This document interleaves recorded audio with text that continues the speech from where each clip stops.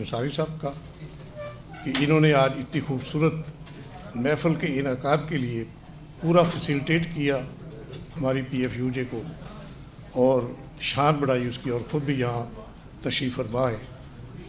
تو جہاں تک حاجی نواز رضا صاحب کا اور میرا تعلق ہے، یہ کوئی 4.5 دہائیوں پر محیط ہے۔ ان کا سفر مجھ سے پہلے نوائے وقت سے شروع ہوا۔ میں کوئی ان کے 2 سال بعد میری نوائے وقت کے پلیٹ فارم پہ آمد ہوئی۔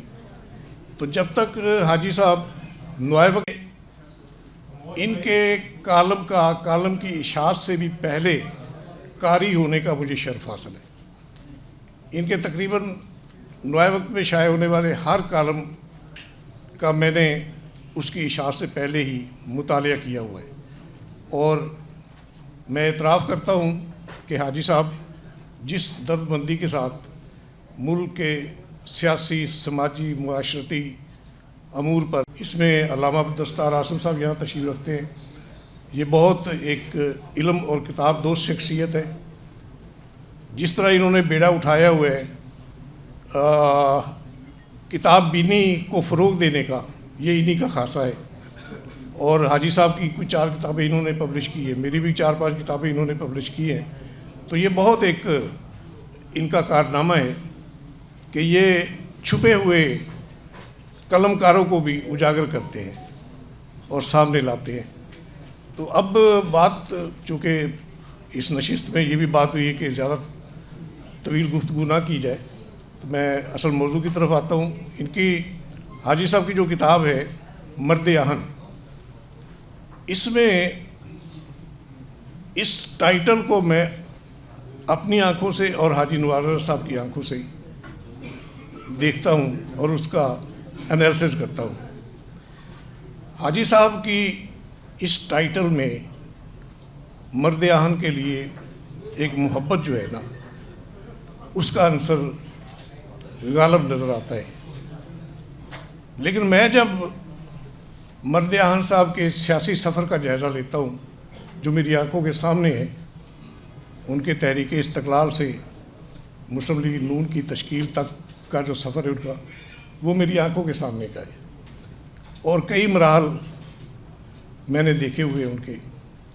1984 کا ضیاء الحق کا ریفرینڈم، اس میں ان کی تقریر میں نے سنی بھی اور رپورٹ بھی کی۔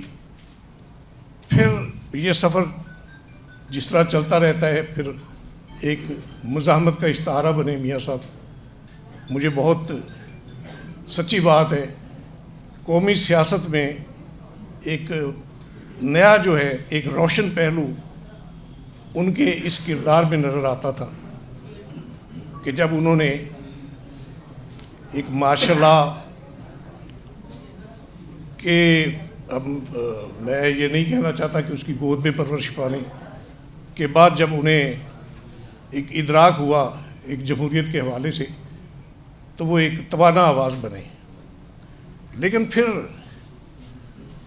99 میں جب مشرف نے کو کیا، نواز شریف صاحب کی حکومت کا تختہ الٹا اور اس کے بعد انہیں سزا ہوئی، تو میرا گمان تھا کہ نواز شریف صاحب نیلسن منڈیلا بن کر ابھر سکتے ہیں، یہ صدام حسین کے روپ میں بھی سامنے آ سکتے ہیں۔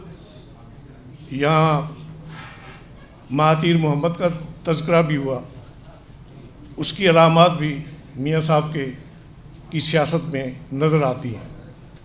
لیکن یکا پھر جب وہ جلا وطن ہوئے اپنی فیملی سمیت، تو سچی بات ہے میرا رومانٹسزم جو ہے وہ دھڑام سے نیچے آ گرا۔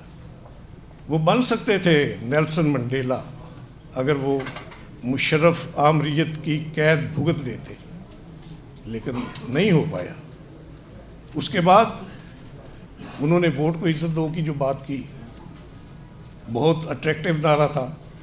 عوام نے بہت سی امیدیں بھی ان کے ساتھ وابستہ، اب بھی امیدیں ہیں وابستہ ان کے ساتھ، لیکن ووٹ کی عزت جو ہے وہ یہ نعرہ لگانے والی شخصیت کی تکریم کے ساتھ وابستہ ہے۔ اگر اس نعرے کی بنیاد پر ایک پارٹی اقتدار میں آئے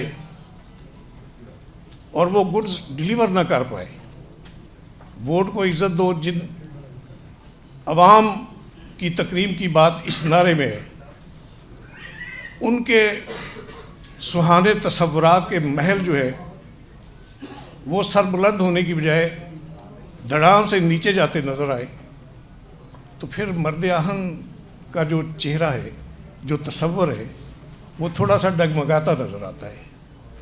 اسی طرح آپ دیکھیے یہ جو انتخابات 2024 کے ہوئے، اس سے پہلے نواز شریف صاحب ملک سے باہر تھے، پھر ملک میں تشریف لائے تو توقعات یہی تھی مرد آہن کی قیادت میں حکومت تشکیل پائے گی. جو رزلٹ آئے جیسے بھی آئے، لیکن نواز شریف صاحب پس منظر میں چلے گئے. میرا خیال ہے یہ ان کی پارٹی کی لیڈرشپ سے بھی اور ان سے بھی یہ پوچھنا چاہیے کہ کیا محرکات تھے کہ مرد آہن صاحب چوتھی بار وزیر اعظم نہ بن سکے. آپ بھی دیکھیے ابھی جو معاملات چل رہے ہیں، جس طرح میاں صاحب نے مسلسل خاموشی اختیار کی ہے، اور یہ کوئی 2 ہفتے پہلے جب یہ ایشو شروع ہوا تھا، یہ فیض حمید صاحب کے حوالے سے ان کی سزا کے ابھی تو سزا نہیں ہوئی تھی، تو میاں نواز شریف صاحب کی ایک سٹیٹمنٹ آئی، بڑی جرأت مندانہ سٹیٹمنٹ تھی کہ جو اس فتنے کو اقتدار میں لائے ہیں ان سارے کرداروں کو، کیفر کردار کو پہنچنا چاہیے. اس بیان کے بعد انہوں نے مسلسل کیوں خاموشی اختیار کر لی؟ یہ پوچھنے والی بات ہے. تو اب بہرحال میں جو سمجھتا ہوں کہ آج جو حالات ہیں، یہ جمہوریت جو ہے یہ کسی نے کھوٹے کے ساتھ باندھ دی ہوئی ہے. اس جمہوریت سے وابستہ جو بھی سیاسی قیادتیں ہیں، میاں نواز شریف صاحب سمیت، مولانا فضل الرحمان صاحب سمیت، اور دوسری جو بھی سیاسی قیادتیں ان سمیت، جنہوں نے مفاہمت کا راستہ اس کھونٹے سے بندھی جمہوریت کے ساتھ اپنے لیے منتخب کیا ہے، کیا وہ جرأت کر سکتے ہیں کہ وہ مرد آہن بن کر للکاریں کہ آئین کا جو تقاضا ہے وہ پورا کیا جائے؟ آئین میں جس ادارے کی جو حدود، جو ذمہ داریاں، جو قیود متعین ہیں، اسی ایمبٹ میں رہ کر ہر ادارہ کام کرے. مرد آہن صاحب کو یہ بات کرنی چاہیے نا، کھلے عام کرنی چاہیے. لیکن اب تو وہ حالات ہی نہیں ہیں. اب تو کھوٹے کے ساتھ جمہوریت کو باندھنے والے جو کردار ہیں ان کے ساتھ ہی وابستہ رہ کر نیوے نیوے ہو کر اپنے اقتدار کے مزے لوٹتے ہیں. عوام جائے بھاڑ میں. میرا خیال ہے اب مرد آہن صاحب کا یہ کردار بنتا ہے کہ وہ کم از کم اپنی حکومت کو اس بات پر تو مجبور کر لے کہ وہ عوام کو جس حد تک ریلیف دے سکتے ہیں وہ فراہم کریں. آج ان کی سٹیٹمنٹ مرد آہن صاحب کی میں نے پڑھی، مجھے بہت اطمینان ہوا، جس میں انہوں نے NFC ایوارڈ کے حوالے سے بات کی کہ یہ بھیک نہیں، حق ہے صوبوں کو. بالکل حق ہے، آئین میں کے تحت حق ہے. یہ حق بھی دیجئے آپ سارے صوبوں کو، ان کی بات مانیے. مسلم لیگ نون کی حکومت کو ان کی بات ماننی چاہیے اس حوالے سے. لیکن اس کے ساتھ ساتھ اگر عوام کو آپ یہ چکمہ دیتے رہیں کہ معیشت اٹھ رہی ہے، عوام کے حالات بہتر ہو رہے ہیں، اور زمینی حقائق اس کے بالکل برعکس ہو، تو پھر جو مینڈیٹ عوام کا جس مقصد کے تحت حاصل ہوتا ہے وہ مقصد پورا نہیں ہو پاتا. عوام مایوس ہوتے ہیں. اگر عوام مایوس ہوں گے تو وہ مرد آہن ہو یا مرد حر ہو اس کے ساتھ وابستہ نہیں ہو پاتے.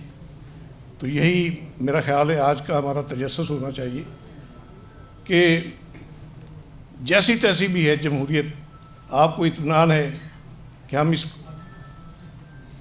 کو کھونٹے سے باندھنے والوں کے ساتھ بندھے رہیں گے تو ہمارے اقتدار کی نیا بھی جو ہے وہ صبح خرام رہے گی. تو پھر یہ مرد آہن والی سیاست